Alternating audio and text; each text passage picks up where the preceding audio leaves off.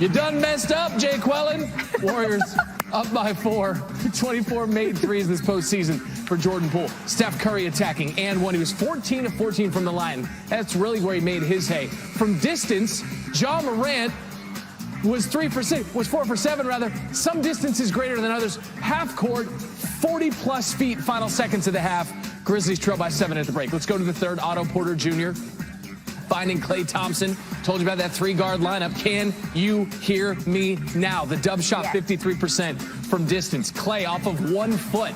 He was 4 of 6 from distance, 1 of 1 on made threes off of 1 foot. And then Curry, as you take a look at what Klay was able to do, Klay Thompson going for 21 points. Some of his offensive production's been, you don't want to say stagnant, but streaky. And it was a good streak for the Warriors in Game 3. Curry stopping on a dime. His 44th career 30-point playoff game, tied for the 3rd most among active players. Warriors lead by 21 going into the 4th. They'd score 116 points over the final 3 quarters. This is the storyline to come out of Game 3, though. Double team on Ja Morant. You can see him rubbing his knee. Why is that? Look at Jordan Poole. He's on the left side of your screen. Look him reach for the ball and find all knee and pull on that knee. Yeah, he said, when we doubled him, I hit the ball. I was going for the ball. Well, Ja Morant goes to the bench and then eventually to the locker room. He would not return. More on that in a moment. He had 34 points in this one. Jordan Poole, meanwhile, this game's already out of hand in favor of Golden State. Little scoop. There it is. And then Curry. He was only 2 of 8 from distance. This is 1 of the 2. And now he's 1 away from 500 playoff threes in his career. Warriors big, but after the loss. Taylor Jenkins on the loss of his star.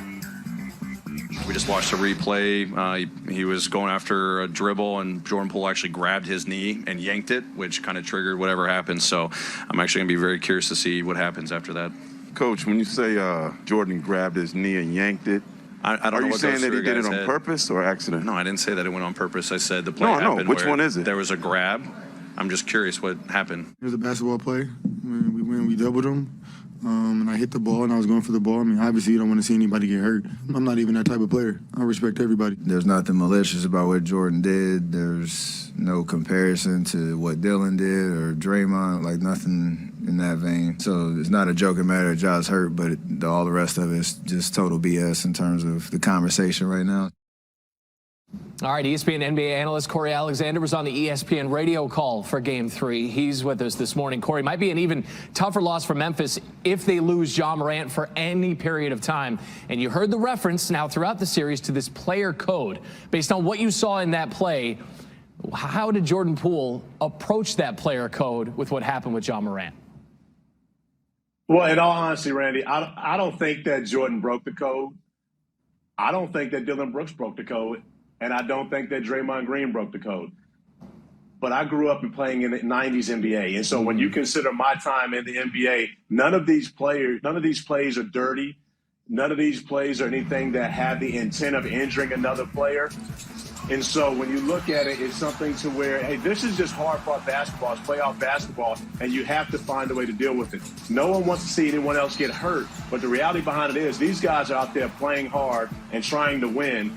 And the result of it oftentimes becoming injuries is not exactly what they were looking for, but there are things that happened in this game. After the game, Ja Morant would tweet about the code and make reference to what Steve Kerr said earlier in the series, but then he took that tweet down. The Grizzlies, meanwhile, 20-5 without Morant in the regular season this year. It's a different animal, though, going against the Warriors without your best player. Corey's